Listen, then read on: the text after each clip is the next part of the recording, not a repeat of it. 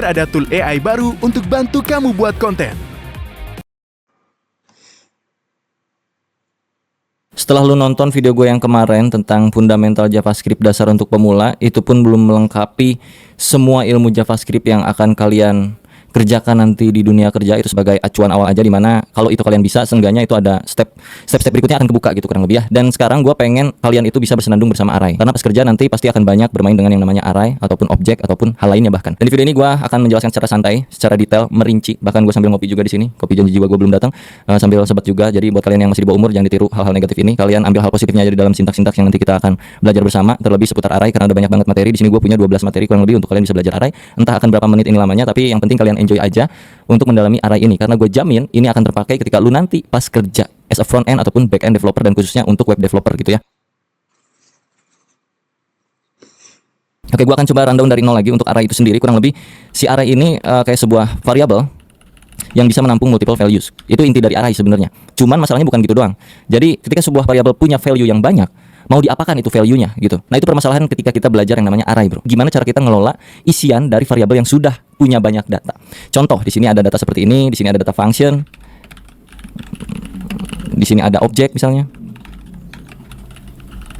dan lain-lain. Wow, satu variabel ini punya banyak value. Oke, ini array fix. No, nggak kayak gitu. Tapi gimana cara kita mengelola apa yang ada di dalam variabel tersebut? Karena variabel ini multiple values, perlakuan terhadap variabel tersebut akan berbeda seperti variabel standar. Yang mana variabel standar kan kurang lebih kayak hello, kayak gitu-gitu ya, hello world, atau lorem ipsum. Dan array ini yang bikin kita terkadang jadi stuck untuk belajar ngoding. Nah, terlebih karena ini JavaScript, akan lebih stuck lagi kalau kalian pusing tentang array. Jadi seenggaknya di sini gue akan jabarkan secara manusiawi. Sebisanya gue menyampaikan aja. Jadi kalau misalkan ada yang salah dari ucapan-ucapan gue seputar pembahasan 12 materi array ini, gue nggak pakai skrip di sini. Gue cuma nyantumin poin by poinnya dari 1 sampai 12 apa yang harus gue bahas supaya nggak terlalu luas kemana-mana gitu. Tetap ada poinnya. Oke, kita mulai dari yang pertama. Mulai dari hal yang paling standar, cara membuat array. Kalau kalian tiba-tiba terjun ke sini, please tolong tonton dulu video yang kemarin yang untuk pemula, bagaimana cara membuat variabel, declare dan segala macamnya. Setelah itu baru bisa masuk sini supaya gue nggak perlu menjelaskan apa itu variabel dan kawan-kawannya.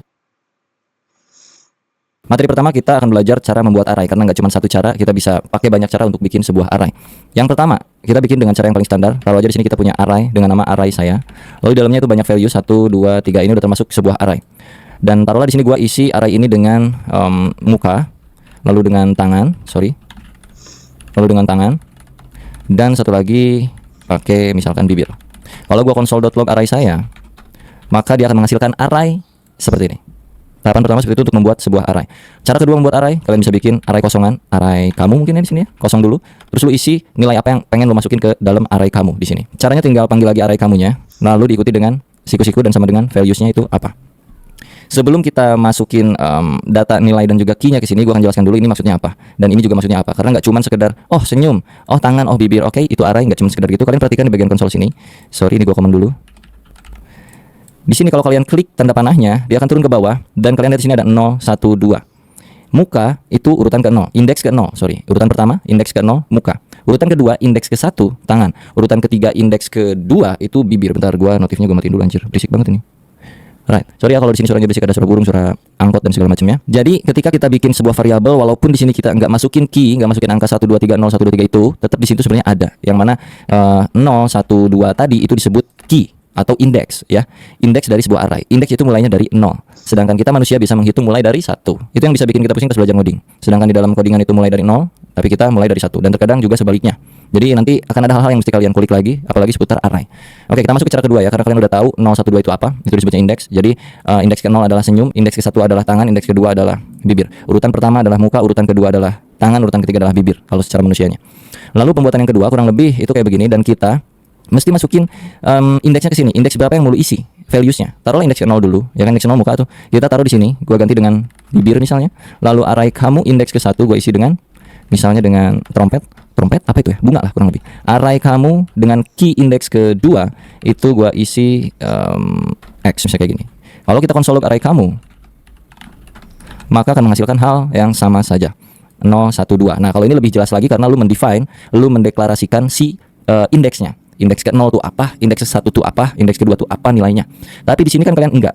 Walaupun kalian enggak masukin key-nya, tapi secara otomatis sebelum koma itu adalah si 0, setelah koma itu adalah si 1, setelahnya lagi terus berurutan sampai ke ujung sepanjang data yang kalian punya. Nah, ini balik lagi dikit nih ke bagian array saya ya. 0 1 2. Kalau gua tanya ke lu yang baru ngoding, ini panjang datanya berapa di dalam satu variabel array saya ini? Apakah ada 2 atau apakah ada 3? Itu cukup pusing kalau untuk pemula waktu pertama kali belajar kayak gue dulu. Panjang data di dalam array, variabel array saya itu ada berapa? Apakah dihitung ini 2 atau 3? Yang jelas jawabannya 3. Cari taunya di mana? Di konsol sini kalian bisa tambahin titik length yang artinya panjang data array saya itu berapa. Kalau kita save dan kita lihat ke sini itu 3. Hello everyone, today I will teach you how to find your girlfriend model in Shaker AI in just the Karena yang terhitung adalah berapa banyak nilai yang ada di dalam arraynya, bukan akhir dari indeks yang ada di sini. Kalau dilihat di sini kan 2, seolah-olah gitu datanya itu kayak ada 2 gitu, padahal enggak. Karena mulainya dari 0, jadi kalau kalian hitung ini 0 itu kan 1, 2, 3. Jadi tetap array.length itu ada 3. Kurang lebih kayak gitu ya. Itu berbicara tentang panjang data. Tadi gua kelewat gitu. Lalu pembuatan yang ketiga dalam array itu kurang lebih kayak gini. Kita bisa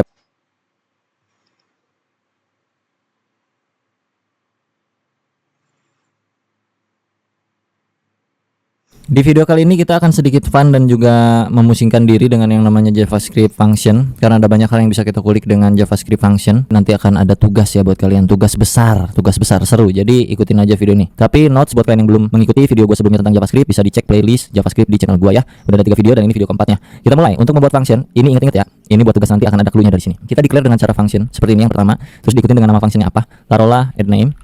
Ya begini, pakai buka tutup terus awal. Di dalam function itu selalu mereturn sesuatu supaya dia bisa keluar dari functionnya, nilainya. Taruhlah add name sini ada Afrizal ya. Terus gua panggil nih alert add name. Misalnya gini. Pakai buka tutup ya, karena kalau enggak dia nggak akan bisa. Coba dah. Tuh, dia akan muncul functionnya kalau nggak pakai buka tutup. Tapi kalau gua pakai buka tutup di sini, dia akan mereturn nilainya, bukan return functionnya, tapi return nilai dari function itu apa. Kalau gua reload, dia Afrizalnya keluar dari sini.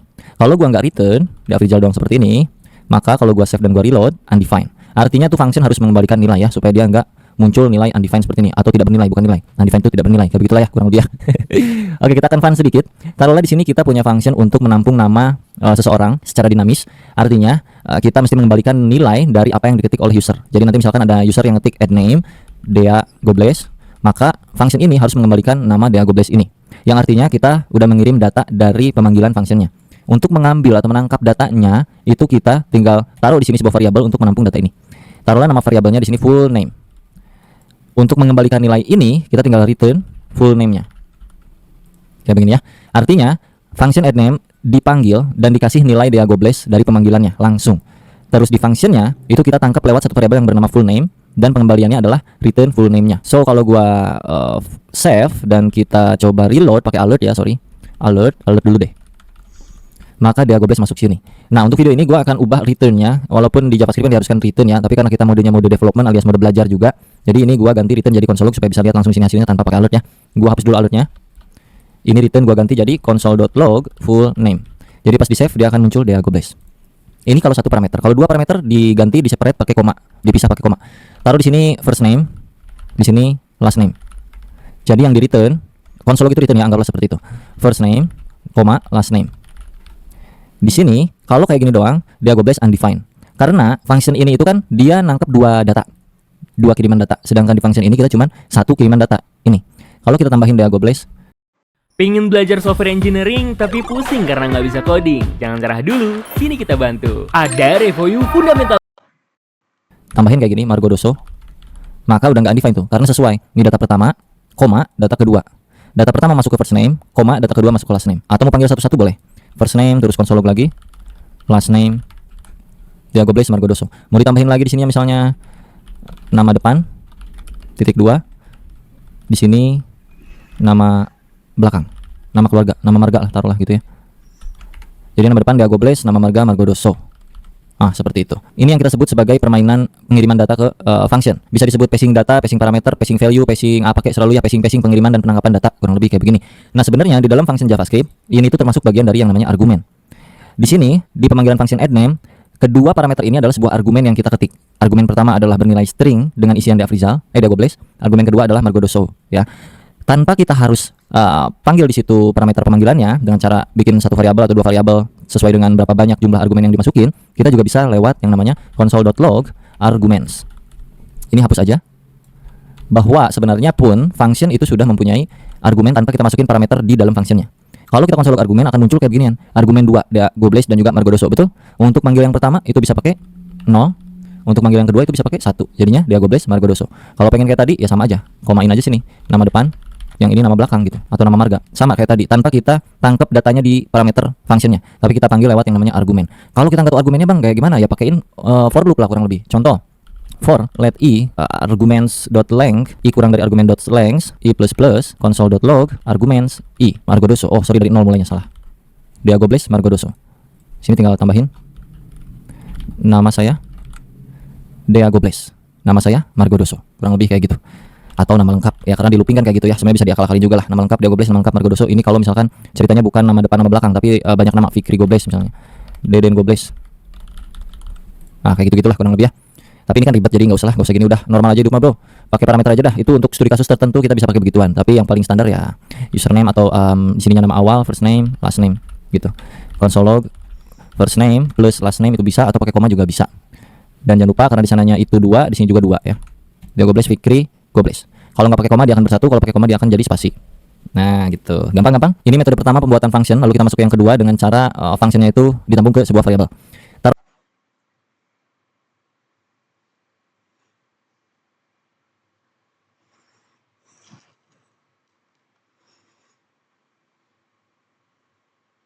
Dua itu kan kurang dari 5, maka masih berlanjut nih z++. So artinya data ke 2. 4 apakah kurang dari 5? Masih kurang dari 5, maka munculkan lagi output data ke 4. Oke, perbedaan ketiganya itu apa? Di video kali ini gue akan coba jelaskan secara perlahan dan manusiawi untuk yang for terutama, dan juga while do while. Kita mulai dari yang pertama itu for ya. For itu ada 3 statement yang harus kalian masukkan di dalam sintaks for ini, di dalam buka tutupnya ya. Yang pertama ini tuh statement 1 ya, terus diikutin statement 2, diikutin statement 3. Statement 1 itu adalah inisialisasi awal atau variabel default ketika pertama kali mau looping. Variabel loopingannya mulai dari berapa inisialisasi. Jadi kita ganti, taruhlah variabelnya itu let i, biasanya kan i itu tuh kayak macam iteration kayaknya, atau i index, itu juga bisa juga ya, tergantung lu aja, mau a juga boleh, mau x, mau f, selalu cuman biasanya itu i, karena biasanya itu i maka kita mah z aja ya. Z sama dengan 0. 0 adalah pertama kalinya JavaScript tereksekusi itu 0 duluan kalau untuk looping yang di codingan kita ini. Jadi dia akan tereksekusi mulai dari 0.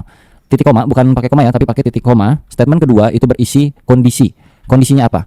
Awalnya 0, jika z-nya kurang dari 10 atau 5, maka apa yang akan dilakukan itu ada di statement ketiga. Biasanya itu z++ untuk menambahkan nilai z-nya. Jadi kalau dibaca, z pertama kali bernilai 0, lalu ada kondisi di mana ketika z itu bernilai kurang dari 5, pakai titik koma, maka z-nya akan bertambah nilainya. Dan gua akan melakukan console log di sini, data ke strip z. Biar tahu. Kalau gua save, data ke 0, 1, 2, 3, 4. Kenapa cuma sampai 4? Karena z-nya mulainya dari 0 dan indeks itu dari 0 ya kan. Ini kalau di total tuh ada 5 kan, 1, 2, 3, 4, 5. Betul? Ada 5 ya. Jadi sebenarnya datanya terurai sebanyak 5 kali. Cuman karena mulainya dari 0 maka kayak gini. Kalau pengen mulainya dari 1, pakailah sama dengan di sininya. Jadi terurut 1, 2, 3, 4, 5. Yang mana data awalnya itu 1. Lalu ketika z kurang dari sama dengan 5, lakukan penambahan dari z-nya. Yang mana z-nya saat ini adalah 1. So z akan naik menjadi 2 dan console log akan muncul ke permukaan menjadi seperti ini. Data ke 1. Sekarang di data ke 1 itu z-nya udah bernilai berubah lagi nih. Z jadi sama dengan 2. Maka 2 itu kan kurang dari 5, maka masih berlanjut nih z++. So artinya data ke 2. Terus dia naik lagi z-nya. Z sama dengan 3. 3 apakah kurang dari sama dengan 5? Ya jelas aja 3 itu pasti kurang dari sama dengan 5. Maka akan muncul lagi output data ke 3. Sekarang z-nya berapa? 4. 4 apakah kurang dari 5? Masih kurang dari 5, maka munculkan lagi output data ke 4. Sekarang z-nya naik lagi jadi 5. Apakah 5 kurang dari sama dengan 5? Iya, karena ada sama dengannya kan. Jadi masih masuk ke sini data ke 5. Z sama dengan 6. Nah, apakah 6 masuk ke 5? Tidak, ya. 6 itu nggak kurang dari 5, bahkan nggak kurang dari sama dengan 5. Jadi untuk data yang ke 6 itu tidak akan masuk yang ini. Jadi berakhir di sini end of loop. Jadi pertama kali ini dieksekusi akan menampilkan data ke 1, z-nya bertambah jadi 1, ya plus 1 tambah 1 jadi 2, terus 2 nambah lagi plus 1 jadi 3, kalau berhasil yang 3 nambah lagi jadi 4, ini nambah lagi sampai ke posisi akhir, maka di sini dia tidak bertambah lagi. Ini untuk for ya, materi for JavaScript kurang lebih seperti ini. Kalau kita mau kurangin hasilnya atau dibalikin atau decrement ya bro ya, ini kan increment. Kalau pengen decrement, ini dipakai min-min. Ini pasti error loop ya, pasti jadi kacau dan akan stuck seperti ini karena kita mulai 1 sampai 5 ini hancur pokoknya. Harusnya dari sini 5 turun ke 1. Maka pas di looping, lihat nih anjay, sedap sekali bukan? Bede. Jadi jangan sampai salah logik ya, itu tadi gua kepencet save sengaja biar lu tahu kalau terjadi logic error tuh akan kayak gimana. Nah kurang lebih ini komputer akan CPU-nya naik kayak gitu ya, jadi infinite loop tuh yang tadi disebutnya. dia naik dan kita akan kesulitan untuk membuka browsernya. Ya, kita coba running di sini aja. Data ke-5 4 3 2 1 gitu ya kurang lebih. Ini browser gua kan masih error ya, masih infinite loop. Jadi ya udah gua pakai Node.js aja untuk running, JavaScript-nya sama aja tapi by the way. Jadi enggak terlalu berpengaruh. Gua akan mulai dari Node.js aja. Dan ini bisa lu kombinasikan juga dengan lain-lain yang bisa menarik bagi lu mungkin suatu saat. Jadi lu bisa kasih kondisi kayak macam jika modulus dari ini berapa, lu bakal bisa nemuin ganjil genapnya kayak gitu kurang lebih. Misalkan Z modulus 2 atau sisa bagi dari 2 sama dengan 0, maka kita console log Z-nya. Vina, are there any job with flexible working hours? I want to quit my 9 to 5 job. Of course they are.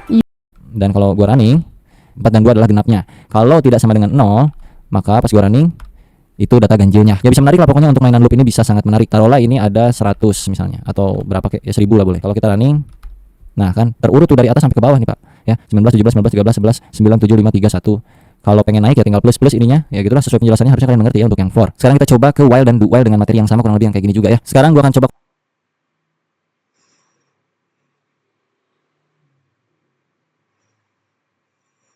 kita lanjutkan materi for yang kurang lebih kemarin udah kita bikin tentang for dan juga while dan juga do while. Sekarang kita masuk ke for of dan juga for in dan juga for each dan juga map, yang mana ketika sebuah variabel itu punya nilai yang banyak, multiple values. Contohnya misalkan pacar saya, nama variabelnya, dan di dalam pacar saya itu ada banyak nama, misalnya daftar nama pacar saya contohnya ya. Ada Putri, ada misalnya Marino, ada misalnya Angela, Vexana. Misal contohnya kayak gitu ya. Terus untuk yang pertama kita akan coba for of terlebih dahulu. Apa fungsinya? For of itu supaya kita tahu isian dari ini tuh apa. Untuk penulisan formatnya kurang lebih kayak gini. Pertama kita ketikkan for dalam kurung, bikin satu variabel baru di sini, taruhlah namanya let pacar. Of itu of apanya? Of pacar saya. Ya, jadi kita bikin satu variabel baru namanya pacar dari variabel multi values pacar saya. Variabel pacar saya itu punya banyak values, dan values ini semua akan direcah diulang di bagian variabel baru yang namanya pacar. Jadi untuk mengeluarkan pacar itu tinggal pacar di sini. Kita coba running ya.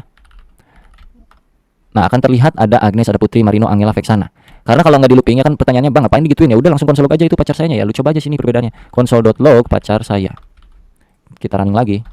Nih, ini yang pertama nih. Console log yang ini hasilnya kayak begini.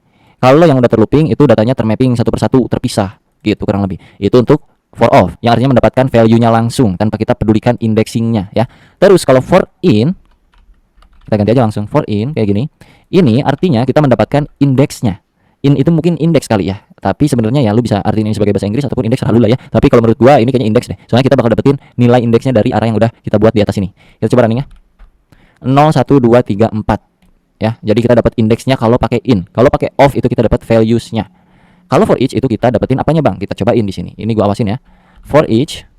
Nah, array-nya apa di depannya? Pacar saya dot for each. Ini ada elemen di sini yang artiannya elemen itu apa yang mau kita ambil atau variabel yang mau kita jadikan sebagai values yang sudah tercah gitu, Bro. Taruhlah variabelnya kayak tadi pacar.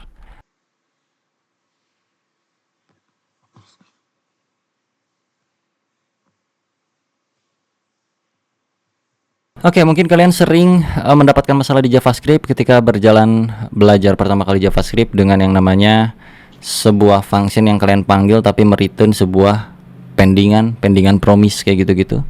Jadi kita kali ini akan belajar yang namanya asinkronus di JavaScript kurang lebih seperti apa.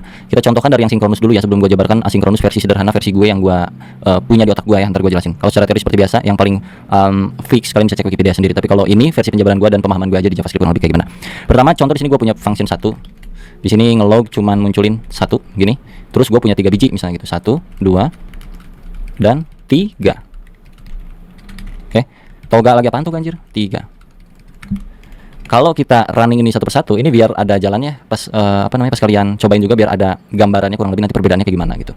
Kita panggil function 1 dulu di sini, function 2, function 3 gitu kan. Kalau kita run di sini, maka sesuai ya 1 2 3 gitu. Cuman kalau misalkan nih, ini gua taruh di dalam function 2 sebuah function bawaannya browser atau bawaannya JavaScript gua lupa. Set timeout yang mana set timeout itu berjalan secara sinkronus di balik layar ini. Jadi kalau gua taruh sini set timeout dengan durasi 3000 milisecond alias 3 detik, konsolnya gue masukin sini. Nanti ke output yang berjalan apa? Apakah 1, 2, 3 yang mana sebelumnya itu berjalan seiring dengan urutan step by step yang kita ketik di sini. 1, 1, 2, 2, 3, 3. Walaupun ini kita ketik 1, 2, 3 di sini, tapi karena di tengah-tengah di function yang kedua itu berjalan secara asinkronus, maka kalau kita run 1, 3, 2-nya datang 3 detik kemudian. Ya gitu. Ngerti nggak? Ini asinkronus nih. Function kedua asinkronus nih. NJS. 1, 3, 2-nya nanti. Nah, contoh kayak gini biar nggak pusing. Gue tambahin di sini konsol log. function 2 mau dieksekusi. Gini, biar kalian ada gambaran. 1 function 2 mau dieksekusi, 3-nya udah keeksekusi duluan, 2-nya nanti. Jadi bisa dikatakan asinkronus secara paling mudah bagi gue untuk menjabarkannya adalah sebuah function yang bisa berjalan secara paralel dalam pengeksekusiannya dengan function-function lainnya. Jadi dia tuh tetap jalan walaupun lu masih mengeksekusi hal-hal lain. Contoh kayak di antrian kayak gitu-gitu. Kalau digambar kurang lebih kayak begini ya Pak ya. Sebentar. Contoh di sini tuh ada ya standar lah kayak antrian-antrian begituan ya. Ini contoh ada manusia, ada dapur lah gitu. Taruh ini dapur, ini lobi pemesanan di sini misalnya nih. Apa sebutnya teh? Kasir ya gitu, kasir untuk mesen misalnya nih. Sini ada orang-orang nih. Contohnya di sini ada orang-orang antri. Ini 1, ini 2, ini 3, 4, 5. Si nomor 1 ini pesan. Seret, burger 1 katanya. Terus kasir bilang sini, seret. Burger 1 katanya. Dapur belum kelar nih, lagi pada masak. Ini mesen, Pak Kasir, burger 2. Kata kasir nggak bisa dong, ditolak. Kenapa Pak Kasir? Karena kita tunggu dulu nih, pesanan 1 aja belum kelar katanya, kata kasir nih. Oh ya udah oke, kata nomor 2 nungguin nih nomor 2 nih. Nomor 3 nggak bisa juga, dah harus beres dulu nomor 2 ya kan. Efek nomor 1 udah kelar nih, 1 kasih, seret. Langsung kasir bilang, bro nomor 2, mau nggak? Jadi nggak beli burgernya? Nggak ah, pada bubarin semua, karena sistemnya kayak begituan, males banget. Harus yang 1 kelar dulu sampai beres, baru dilayanin gitu untuk bayarnya, untuk pesan apa-apanya. Nah kalau berjalan secara asinkronus, ini gua hapus dulu, bentar. Ada orang mengantri di sini, 1. Ini ceritanya nomor 1 nih. Pak Kasir, pesan dong. Ini nomor 1 ya. Ini 2, ini 3, ini 4. Kata kasir pesan apa? Burger 1 biji. Oke. Nomor 1 diproses. Progres ini. Si antrian kedua bilang ke kasir, "Saya juga mau pesan. Bisa nggak?" "Bisa dong." Gitu. Oke, kasir progres ini. Seret. 2. Dan begitu juga seterusnya. Yang ini juga bisa sampai masuk ke antrian sini list. Misalnya kalau yang 1 mah mesin burger 100 biji yang jumbo super susah bikinnya. Yang nomor 2 itu cuman bikin tahu gejrot misalnya. Paling cepat contohnya nomor 2 tuh proses pengerjaan masaknya itu paling cepat nomor 2 di sini. Maka dikembalikanlah yang 2 dulu walaupun si kasir nomor 1 itu pesan duluan. Si kasir nomor 1, si customer nomor 1 itu pesan duluan, tapi karena tugasnya di dapur yang nomor 2 itu tugasnya mudah. Untuk buat tahu gejrot itu cuman potongin tahu, masukin cengek, kasih kuah, balikin. Jadi yang pertama dapat barangnya adalah si nomor 2 masuk sini. Set, nomor 2 pergi. Bye bye, udah enggak ada di sini. Sisa 1, 3, 4. Yang mana yang paling cepat dieksekusi nih? Oh si 3 ternyata 3 bye bye. Nah si 1 karena paling banyak pesanan dan segala macamnya, dia ya terpaksa lama dulu nunggu gitu kan. 4 udah nanti terakhir kayak gitu. Jadi kurang lebih bisa berjalan secara paralel. Secara gambaran sederhananya seperti itu. Nah kalau di contoh programnya tadi kayak gini untuk simpelnya. Kalau studi kasus nyatanya nanti seperti apa bang? Atau mungkin karena ini di delay bang 3000 milisecond ya pasti dia bakal telat loh bang. Ya karena itu berjalan secara sinkronus. Kalau nggak percaya ini kita buktiin. Nggak di delay pakai milisecond, kita kasih 0. Karena secara bawaan function ini udah dari sononya sinkronus, artinya berjalan secara paralel. Jadi yang akan diprioritaskan tetap yang ini gitu loh. Ini akan masuk sebagai progres dulu. Jadi kalaupun kita kasih delaynya 0 detik ya Pak ya, gua running lagi. Tetap lihat, 1 function 2 mau dieksekusi, 3 2-nya baru kembali. Ya jadi mau detiknya berapapun itu sama aja. Kenapa? Karena function ini berjalan secara sinkronus di balik layar gitu kurang lebih. Itu materi pertama supaya kalian bisa cukup paham tentang yang begini-beginian yang mungkin susah untuk ditangkap memang. Karena gua pun dulu belajar kayak ginian susah untuk nangkepnya. Sampai akhirnya nanti di industri itu ada banyak hal yang seperti ini dan mengerti sendiri ternyata oh kurang lebih ini ya kita pakai ini tuh ketika ini gitu kurang lebih. Ya kita akan coba simulasikan hal-hal yang lebih nyata lagi di sini. Contoh gua punya function login misalnya. Right? Dan gua punya function get user. Gitu. Di sini gue punya token, yang mana tokennya ceritanya ketika login akan mengenerate gitu. Jadi gue bikin sebuah random token aja ini apa ya? Sebagai biar mempermudah kita aja dalam mengoding untuk mengetahui tentang sinkronusnya aja lah ya. Net random kali segini aja. Cukup lah gini juga. Lalu di sini akan mereturn sesuatu. Kita harus pakai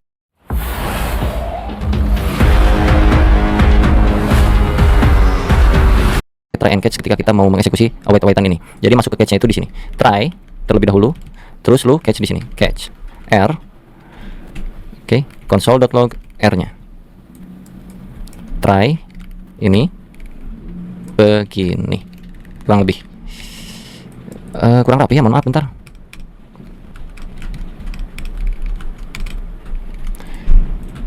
Oke, jadi gini ya kalau kita run. Masih aman, tapi kalau kita ada yang salah nggak masukin token misalnya di sini, kita run. No token, cannot access. Kalau kita masukin token tapi kita namanya salah kayak begini. Sorry wrong data. Oke, kalau kita benar tokennya benar tapi API key-nya salah misalnya atau nggak pakai. No API key cannot access. Alright. Kurang lebih kayak gitu aja tentang sinkronus di JavaScript. Ini durasinya udah lumayan lama. Semoga kalian cukup paham tentang hal yang beginian. Semoga bisa mudah dicerna. Kalau misalkan ada hal yang secara teori gua salah ucap, tolong diralat aja di kolom komentar. Tapi gua berikan faktanya kurang lebih seperti ini implementasiannya. Dan nanti di dunia kerja pun akan banyak hal-hal seperti ini dan pengimplementasiannya kadang-kadang beragam logik dan algoritma. Ini salah satu contoh doang, sampel. Alright. Sampai jumpa di video berikutnya. Jangan lupa diklik